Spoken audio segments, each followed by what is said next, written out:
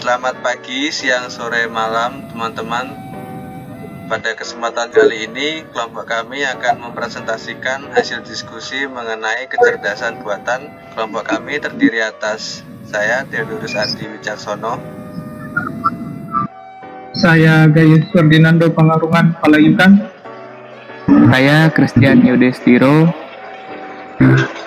Saya Cornelius Timotius Paulus. Dan saya Marcelinus Yudhistira Yoga Pratama. Ya, selamat menyaksikan. Jaringan semantik. Jaringan semantik merupakan gambaran pengetahuan grafis yang menunjukkan hubungan antar berbagai objek. Jaringan semantik terdiri dari lingkaran-lingkaran yang menunjukkan objek dan informasi tentang objek-objek tersebut. Objek di sini bisa berupa benda atau peristiwa. Antara dua objek dihubungkan oleh arc yang menunjukkan hubungan antar objek. Jaringan semantik dari kelompok 2 memang terlihat kurang jelas, maka dari itu berikutnya nanti akan dijelaskan satu persatu dari tiap anggota.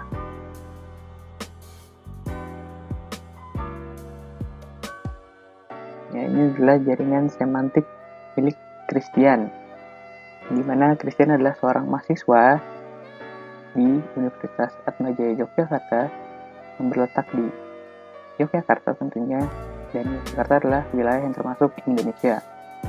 Kemudian Christian lahir di Jakarta, dan Jakarta juga termasuk wilayah Indonesia. Lalu kemudian Christian memiliki sebuah motor. Motor tersebut memiliki warna, yaitu warna merah, dan motor tersebut memiliki 2 roda yang memiliki atribut warnanya adalah hitam dan ukurannya ring 17. Lalu Christian memiliki seorang kakak. Kakaknya memiliki nama bernama Willy yang memerlukan makan dan memerlukan oksigen. Lalu kakaknya berumur 28 tahun. Kakaknya seorang laki-laki. Lalu Christian adalah laki-laki juga yang memerlukan makan, oksigen, dan laki-laki termasuk dalam manusia. Lalu Christian memiliki hobi, yaitu hobi bermain seperti game dan musik. Dalam game, Christian menyukai genre game FPS, RPG, dan adventure. Dalam genre FPS, Christian bermain permainan seperti CSGO dan Valorant. Untuk hobi bermain musik, Christian menyukai bermain gitar. Saya akan menjelaskan not dari 28 sampai 47 yang merupakan not saya sendiri. Yang pertama itu di sini ada saya, Gayus, lahir di Makale yang merupakan ibu kota dari Tanah Toraja. Provinsinya yaitu Sulawesi Selatan, dan Sulawesi Selatan termasuk pulau di Indonesia. Saya adalah mahasiswa di UAJY. Secara khususnya saya adalah mahasiswa Prodi Informatika di UAJY. UAJY berada di Yogyakarta, dan di Yogyakarta termasuk berada di Indonesia. Hobi saya adalah bersepeda. Bersepeda juga merupakan olahraga, dan bersepeda juga bisa termasuk sebagai transportasi. Dengan merek sepeda saya yaitu Polygon, kategorinya yaitu sport, modelnya Xtrada 3.0 dan berwarna putih. Dengan bersepeda kita dapat mengontrol berat badan agar badan sehat. Dengan mengontrol berat badan kita dapat membentuk otot dan tubuh kita menjadi sehat. Berat badan juga dapat membakar kalori yang akan membentuk otot dalam perut kita sehingga kita menjadi sehat. Ya, baik, selanjutnya saya akan menjelaskan mengenai representasi pengetahuan dari diri saya. Jadi nama saya Theo, saya memiliki saudara bernama Feli. Saudara saya adalah seorang perempuan dan juga adalah seorang manusia yang membutuhkan oksigen. Lalu saya adalah seorang laki-laki yang juga adalah manusia yang membutuhkan oksigen. Lalu saya adalah seorang mahasiswa yang berprodi informatika yang berlokasi di Universitas Atmajaya Yogyakarta yang berlokasi di Yogyakarta. Lalu saya mengikuti SEMA FTI UAJY yang berlokasi di UAJY yang berlokasi di Yogyakarta. Lalu saya lahir di kota Yogyakarta yang berlokasi di Yogyakarta. Lalu saya memiliki hobi di mana kegemaran saya adalah touring dan kegemaran yang lain adalah motor. Motor merupakan alat untuk touring. Motor memiliki dua roda yang berukuran 17 inci. Motor saya berwarna hitam dan motor bertipe naked dan juga motor bertenaga 15 horsepower. Selanjutnya saya akan menjelaskan representasi pengetahuan mengenai diri saya. Nama saya Marcel.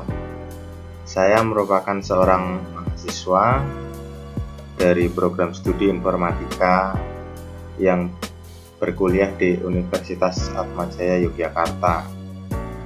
Lalu saya juga seorang mahasiswa yang pada semester 3 sedang berkuliah di Universitas Atmajaya Yogyakarta. Nah, saya sendiri adalah laki-laki dan laki-laki merupakan manusia, lalu manusia adalah makhluk hidup dan makhluk hidup ini membutuhkan oksigen. Saya memiliki seorang adik, namanya adalah Krishna. Dia juga adalah manusia, lalu dia juga adalah makhluk hidup. Sini kita lihat bahwa makhluk hidup membutuhkan oksigen. Dan adik saya ini juga bertempat tinggal di Desa Sumberharum. Nah, saya mengikuti Karang Taruna yang berada di Desa Sumberharum. Saya juga tinggal di Desa Sumberharum. Selain itu, saya juga menyukai kesenian. Nah, keseniannya apa saja? Di sini ada gamelan dan wayang kulit. Nah, wayang kulit ini seperti yang kita tahu dimainkan oleh seorang dalang. Lalu saya juga memiliki kelompok musik yang bergenre keroncong. Nah, keroncong ini juga merupakan salah satu kesenian.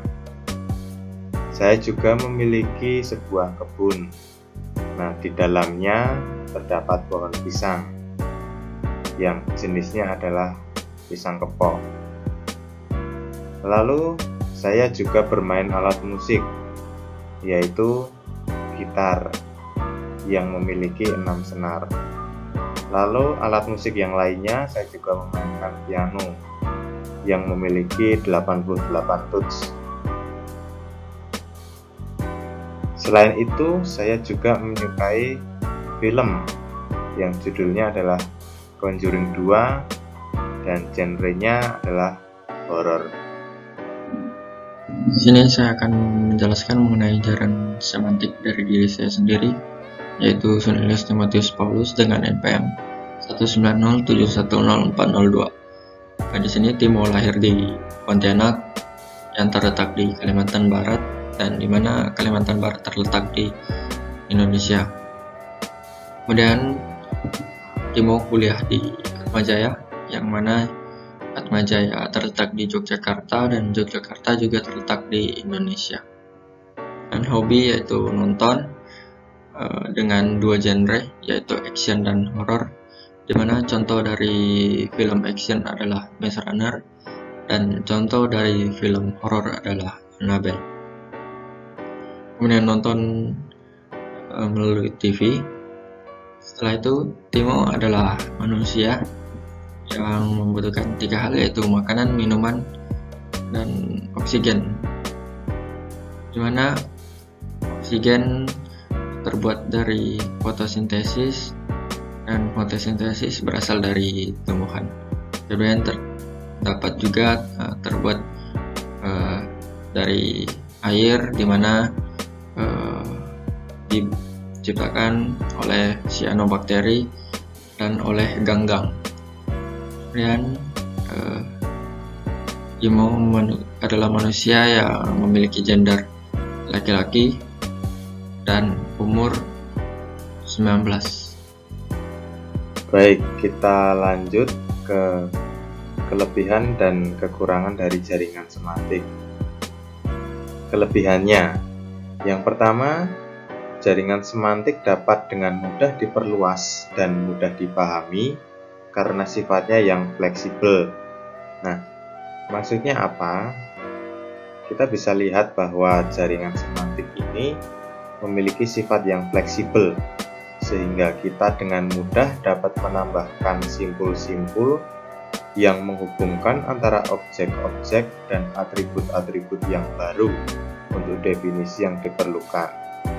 Nah, di sini definisi yang diperlukan ini nanti kita gunakan untuk memberikan keterangan atas informasi-informasi yang akan kita berikan kepada orang lain.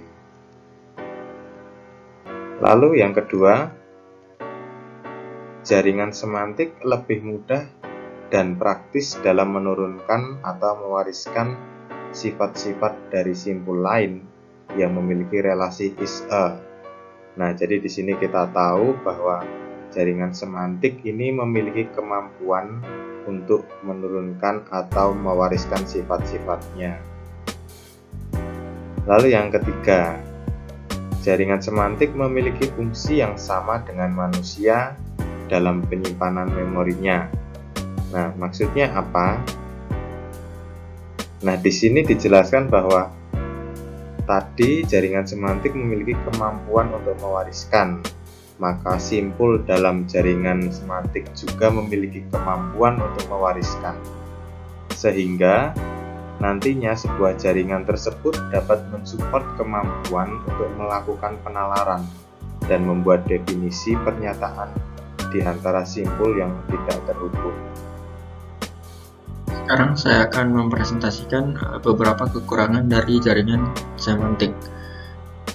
Pertama, tidak ada standar dalam mendefinisikan simpul-simpul dan hubungan antar simpul tersebut. Jadi di dalam mendefinisikan simpul dan hubungan antar simpul tidak ada standar.